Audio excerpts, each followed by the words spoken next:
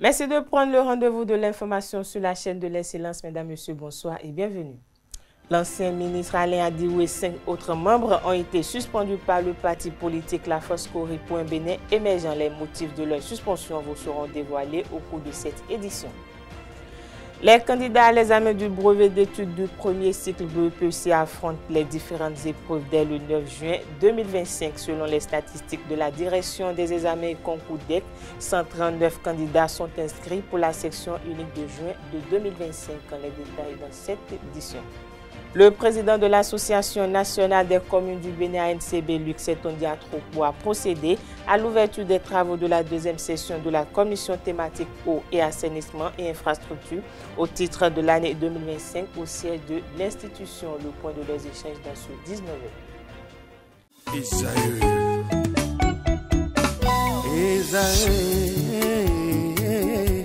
Vous recherchez une école de référence pour une double formation universitaire et professionnelle de qualité? Voici l'opportunité à ne pas rater. L'École supérieure d'administration, d'économie, de journalisme et des métiers de l'audiovisuel ESAE vous offre des programmes d'enseignement en licence et en master orientés vers l'emploi qui font d'elle une référence à travers les filières de l'administration générale et territoriale, l'administration du travail et de la sécurité sociale, droit, diplomatie et relations internationales, administration hospitalière, universitaire et intendance, journalisme et métiers de l'audiovisuel et toutes les filières des sciences de gestion. Une seule adresse, www.esae.bj.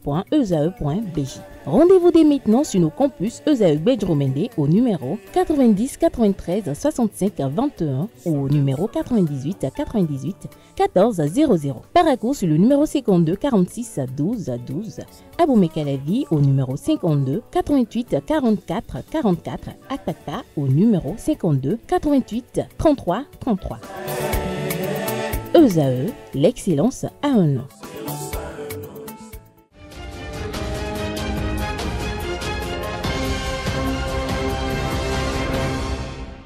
À nouveau, bonsoir. Merci de nous recevoir chez vous. Le président Patrice Talon a reçu le 9 mai dernier en audience une délégation officielle de la Mauritanie conduite par Sid Ahmed Ould Bou, porteur d'un message de son homologue mauritanien, le président Mohamed Ould Cheikh El Ghazouani. Cette rencontre a également permis de consolider les liens d'amitié et de coopération entre les deux pays. Lors de cette audience, Sid Ahmed Ould Bou, ministre de l'économie et des finances de la République islamique de la Mauritanie, a transmis au chef de l'État les salutations de son homologue avant d'évoquer la question de la candidature de Dr Sidi Ould-Tah à la présidence de la Banque africaine de développement BAD, une candidature soutenue par le Bénin. Plus de détails sur leurs échanges dans cet élément. J'ai eu l'insigne honneur d'être reçu par son Excellence le Président Patrice Talon. Je suis venu porteur d'un message de son frère, son Excellence le Président Mohamed Ould Cheikh El Ghazouani, président de la République islamique de Mauritanie. Et c'est un message qui concerne les relations excellentes déjà existantes entre le Bénin et la Mauritanie. Et la meilleure manière de continuer la consolidation et le développement de ces relations bilatérales. Ça d'une part. D'autre part, comme vous le savez très bien, le Bénin et la Mauritanie coordonnent depuis quelques temps sur un certain nombre de sujets. Et le dernier dossier qui a bénéficié d'une attention particulière de nos deux chefs d'État, c'était la semaine passée, le dossier de la candidature de la Mauritanie à la présidence de la Banque africaine de développement, en la personne de Dr Sidi Ould-Tah, ici présent avec moi dans cette mission. Et donc le président Patrice Talon a dépêché la semaine passée des envoyés spéciaux à Nouakchott, le ministre d'État Abdoulaye Bio-Tchane et le ministre d'État, ministre de l'économie et des finances, M. Romiald Wadani. Tous les deux sont venus exprimer au nom du président Talon à son frère président Ghazouani l'appui du Bénin à la candidature de la Mauritanie à la BAD. Et depuis, on est sur une nouvelle logique. Ça a changé radicalement la donne. Aujourd'hui, la dynamique de la campagne a pris un nouveau départ et comme je l'ai dit tout à l'heure à son Excellence le Président Talon, c'est qu'on était sur une candidature de la Mauritanie. Aujourd'hui, on est sur une candidature conjointe de la Mauritanie et du Bénin. Les échanges étaient plus que fructueux et son Excellence nous a donné l'orientation nécessaire pour optimiser davantage sur ce qui a été fait, mais sur ce qui reste à faire encore au niveau de cette campagne. Donc je pense qu'on est sorti très rassuré de cette audience avec son Excellence le Président Patrice Talon.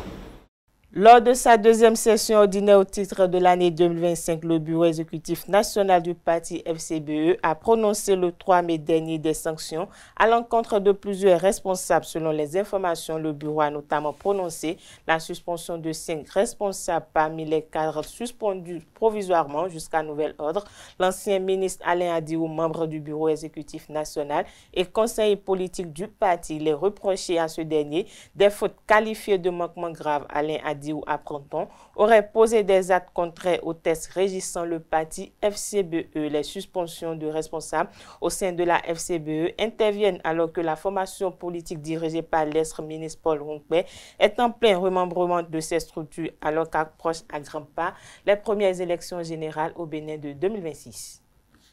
Je l'annonçais à l'entame de cette édition, les préparatifs pour l'examen du brevet d'études du premier cycle BEPC font bon train. Le directeur des examens et concours du ministère en charge de l'enseignement secondaire, Armand Nata, a donné l'assurance lors d'une visite du ministre de tutelle, Véronique Toye-Fondé. D'après l'ULATEC, est déjà à un niveau de 50% de préparation physique de l'examen. Les quelques semaines qui séparent la date officielle de composition permettront de boucler les 50% de travaux restants, a-t-il indiqué. Au sujet des statistiques, la DEC informe que 139 000 candidats sont inscrits, chiffre en hausse de 4% par rapport aux effectifs de l'an dernier. Cette progression de 4% induit une évolution en termes de salles de composition, de surveillants et de correcteurs, a fait savoir le directeur, rassurant d'une organisation sans faille de l'examen. Dans un autre registre à présent, le président de l'Association nationale des communes du Bénin, ANCB, Luc Setondia Diatrokpo, a procédé à l'ouverture des travaux de la deuxième session de la commission thématique au assainissement et infrastructure au titre de l'année 2025. C'était le 22 avril 2025 à Lokossa, Kanté Amoussou, pour la cérémonie d'ouverture. Réflexion sur les synergies et la concentration dans la gestion de l'assainissement de base.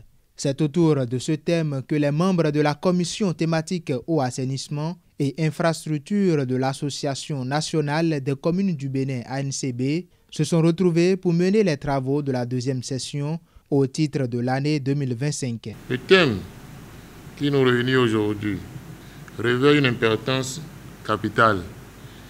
Chers participants, c'est ensemble, dans un esprit d'inclusion, de concertation et de solidarité, que nous ferons de l'assainissement un levier puissant de transformation sociale et de développement local.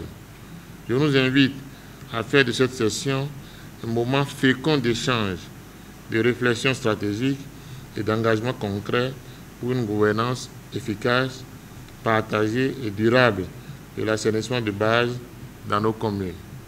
Le thème de cette deuxième session vient à point nommé dans l'accomplissement des objectifs de la commission. Ce thème soulève une problématique centrale dans la vie quotidienne de nos populations. L'assainissement de base, au-delà de sa définition technique, est un enjeu de santé publique, de protection de l'environnement et surtout de la cohésion sociale.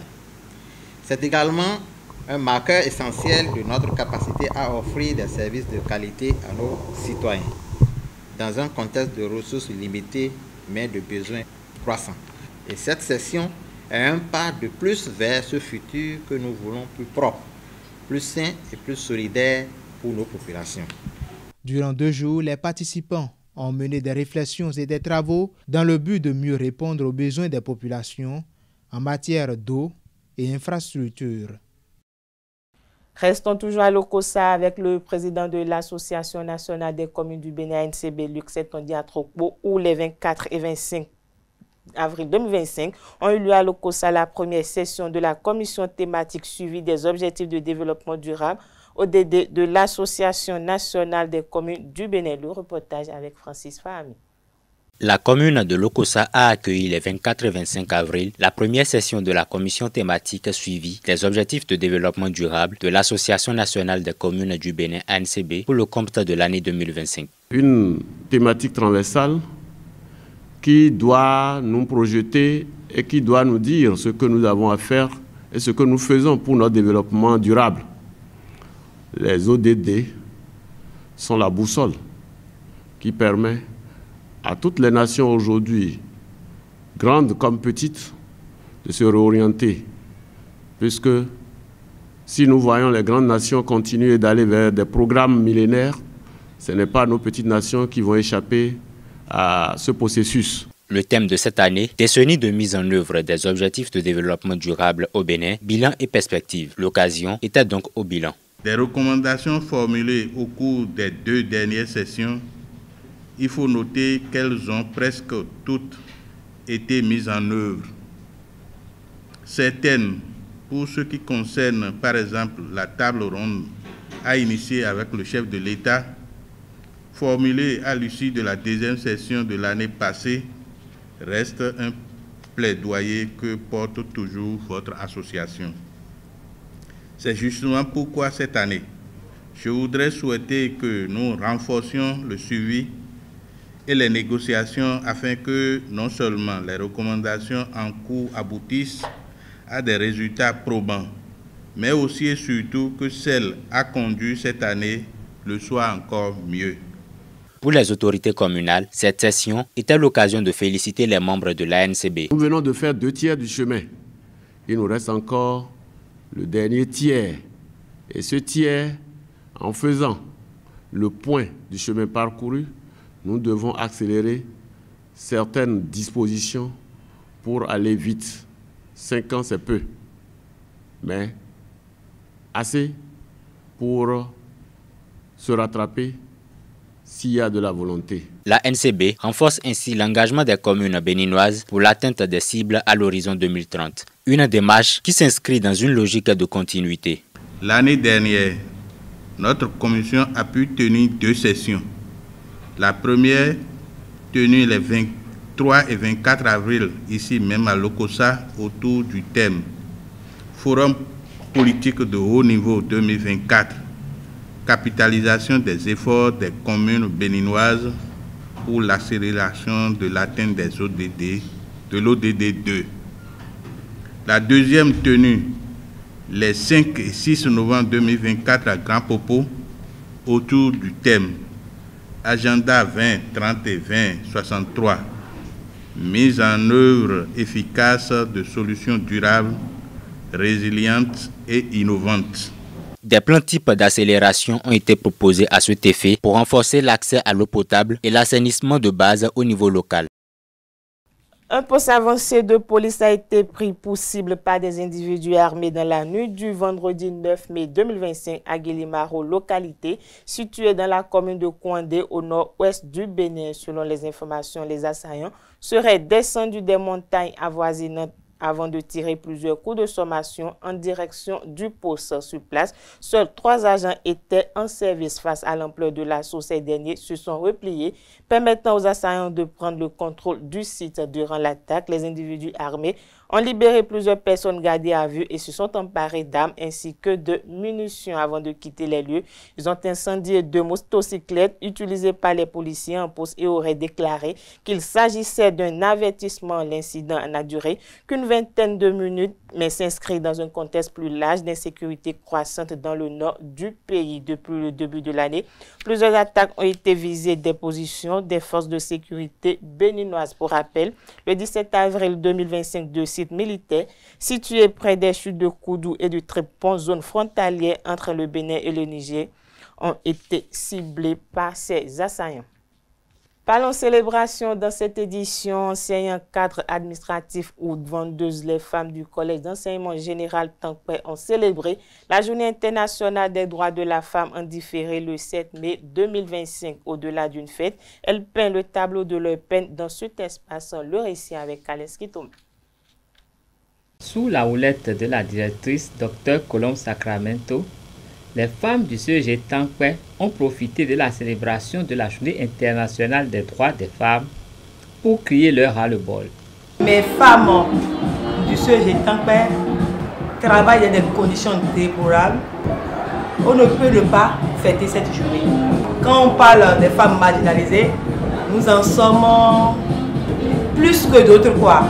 Parce que les conditions de travail de CEG Tankpé n'ont même pas de toilettes. Nos filles n'ont pas où rester quand elles sont en menstrues. Et les dames de même, c'est une journée où nous nous demandons quelle action mener encore pour nous faire entendre. Au nom du ministre de l'Enseignement secondaire, le directeur départemental de l'Atlantique, a eu des propos apaisants à l'endroit de ses hôtes. Vous félicitez tout ce que vous faites pour encadrer nos apprenants et pour avoir, dans les conditions que nous voyons, les résultats chaque fin d'année. Seul Dieu sera vous récompenser. Aujourd'hui, c'est la presse antiquérée. Ce sont nos femmes qui sont à l'honneur. Je veux parler à nos femmes. Je leur souhaite d'abord une bonne célébration de la gifle. Vous avez l'habitude de dire égalité entre hommes et femmes. Moi je dis, personne n'est égal à une femme. Occasion pour l'administration du CEG Tankpé de récompenser les filles les plus brillantes. Je suis très heureuse. Il n'y a pas un secret. Il n'y a pas un secret. Le secret, c'est apprendre aussi bien en classe, très attentivement ce que les professeurs nous enseignent. Et une fois arrivé à la maison, il faut apprendre, revoir tout ce qu'on a appris en classe, faire des exercices et des recherches, c'est tout. Une communication sur le leadership féminin et la présentation du réseau des femmes enseignantes du Bénin ont été les autres temps forts de cette journée. Société à présent, la déception amoureuse, qu'elle soit causée par une rupture, une infidélité, une trahison ou un amour à sens unique, elle est toujours douloureuse quand elle se répète. Les conséquences pour la personne qui les subit peuvent être destructrices. Il use donc de trouver les moyens pour s'en remettre. Comment se remettre d'une déception amoureuse? Élément de réponse avec André Alirono, psychologue clinicien. Il est au micro de Francis Fahmi. La déception amoureuse, c'est une rupture d'une relation amoureuse dans un élan de conflit et de, j'ai pas envie de dire de déception, mais de voir son espoir non abouti. Ce qu'on espérait dans cette relation, on n'a pas atteint l'objectif en fait. C'est pas une maladie incurable, c'est juste un changement de comportement. On peut très bien se remettre. Et on devrait se remettre pour notre propre bien. Parce qu'une déception amoureuse, il faut reconnaître, ce n'est pas que la faute du conjoint qui est parti ou de qui la rupture est arrivée. Donc, il faudra apprendre à savoir que l'autre qui vient, il ne faut pas faire de comparaison. Que ce soit la femme ou l'homme, il ne faut pas faire de comparaison dedans. Il ne faut pas penser que comme Is m'a trahi ou Is a dupé de ma confiance ou m'a dupé ou a abusé de ma confiance, tout ce qui viendra sera Is. Non. Donc il faut accepter, repartir de nouveau et éviter de... Si, entre-temps, la déception vous a entraîné dans des pathologies somatiques, je veux dire, des maladies qui ont nécessité un traitement, suivre correctement le traitement. Mais tout est question de recueillement, de décision personnelle. Donc, il faudrait accepter la chose et se dire, voilà, je vais repartir. Et d'ailleurs, la rémission fait partie, c'est-à-dire la rencontre d'une nouvelle relation vous permet de vraiment vous remettre et de savoir que tout est encore possible. L'autre conseil que je peux donner rapidement, c'est que il faut vraiment s'investir dans la nouvelle relation. Il ne faut pas dire, je vais rentrer dans cette relation à moitié avec des réserves pour que je ne me fasse pas encore piquer. Non. Si vous rentrez à moitié, vous préparez déjà un nouveau échec. Donc, il faudrait repartir vraiment à zéro, comme si vous n'avez jamais été déçu. Et ce sont des décisions qu'on prend rapidement pour repartir. Je pense que oui. Cette édition se poursuit hors de nos frontières en Côte d'Ivoire. Tidjane Thiam renonce à la présidence de son parti, le Parti démocratique de Côte d'Ivoire, Rassemblement démocratique africain. Il a annoncé sa démission dans la soirée de ce 11 mai 2025 dans une note adressée aux militants et dans une vidéo postée sur son compte Insta.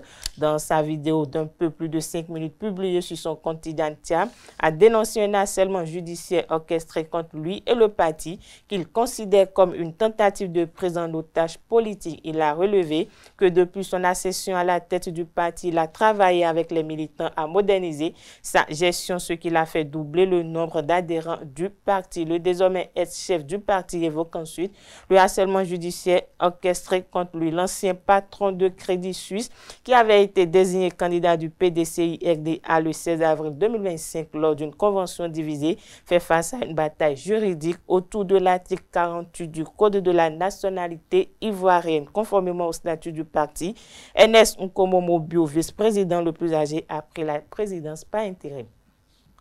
Le président ukrainien Volodymyr Zelensky a confirmé qu'il se déplacera en Turquie pour négociations directes entre Kiev et Moscou le jeudi 15 mai 2025, se montrant prêt à discuter personnellement avec Vladimir Poutine. Le président russe qui a proposé ces négociations n'a ni confirmé ni infirmé sa présence et affirme ne pas exclu qu'un cessez-le-feu soit discuté, mais il précise quand même que ces discussions se dérouleraient sans conditions préalables. Pour l'heure, on ne sait pas sur quoi la Russie serait prête à faire des concessions. Moscou veut à tout prix garder la Crimée annexée en 2014 ainsi que les 4 régions conquises l'an dernier au cours de la guerre. Je vous invite à suivre à présent le récapitulatif complet des matchs issus de la 30e journée de la Ligue Pro de football saison 2024-2025. Une réalisation de Romaric Djessougou-Benou. Récapitulatif des matchs de la 30e journée de la Ligue professionnelle de football du Bénin. Dans la poule A, les Buffles sont allés s'imposer sur la pelouse de l'US Cavalier sur le score de 2-1. Il va retrouver cette fois-ci Moïse. Sondé, la même tentative de Sondé.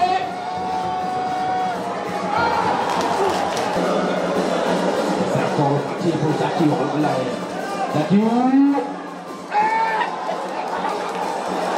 Becker Audio se quitte dos à dos, un but partout dans un match équilibré et engagé.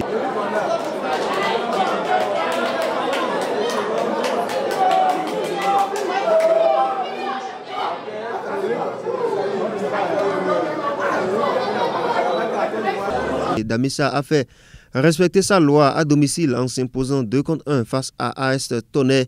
Duel serré entre Dinamo d'Abomey et Takouné, soldé par un match nul, un but partout.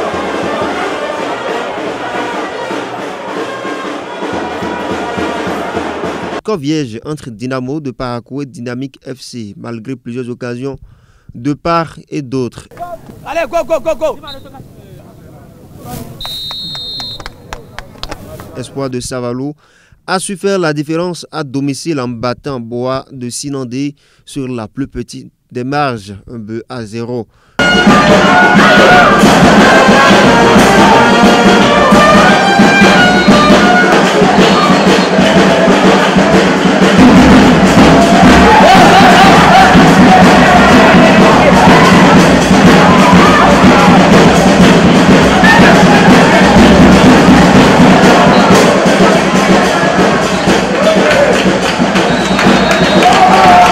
L'Autopopo continue sa lancée avec une victoire précieuse face au Panthère ce week-end, 1-0.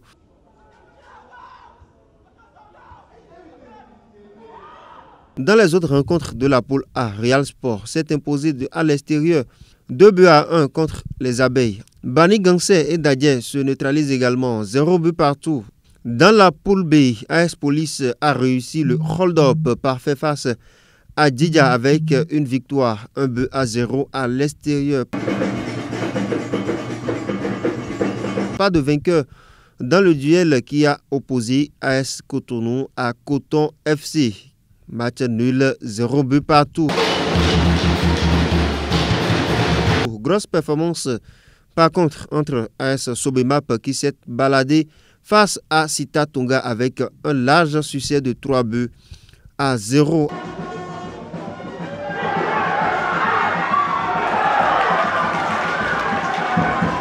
Asvo a assuré l'essentiel devant son public en battant Avranco 2-0.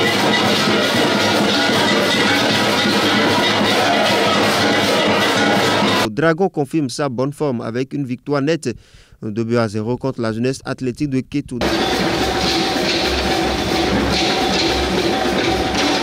Dans les autres rencontres de la poule B, L'USS Krake et Aziza se quittent sur un score nul, 0 but partout. Ayema a dominé Aspak à l'extérieur, 2 buts à 0, une victoire bien maîtrisée. Enfin, la jeunesse sportive de Kobe a dicté sa loi à Étoile Filante avec un succès convaincant, 2 buts à 0. À quelques pas de la fin de la saison 24-25, amoureux du Curon, le classement se présente comme suite. Dans la poule A, Dadje garde la tête avec 55 points au compteur. US Cavalier est deuxième avec 52 points. Troisième, Damissa, 51 points. Quatrième, Dynamo d'Abomey, 49 points. Cinquième, Rodio FC, 49 points également. Sixième, Loto FC. Septième, Espoir. Huitième, Buffle. Neuvième, Bani Gansé. Dixième, Panthère. Onzième, AS Takouné. Douzième, Beke. Treizième, Bois de Sinandé. Quatorzième, Abeille FC.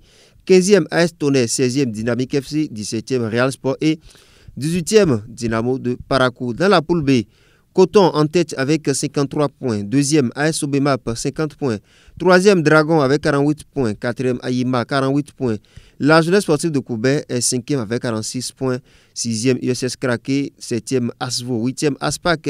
Neuvième, AS Cotonou. Dixième, Adjidja. Onzième, AS Police. Avrancourt, Omnisport. 12e. 13e, Sitatunga. 14e, Requin Football Club. La jeunesse athlétique de Kétou est 15e, Aziza est 16e, 17e, Étoile Filante et 18e, bien évidemment, la jeunesse sportive de Ouida qui est reléguée en 3e division. Amoureux du Curon, c'est tout donc pour le récapitulatif des matchs de la 30e journée de la Ligue professionnelle du Bénin. On se retrouve le week-end prochain pour la 31e journée sportivement vôtre.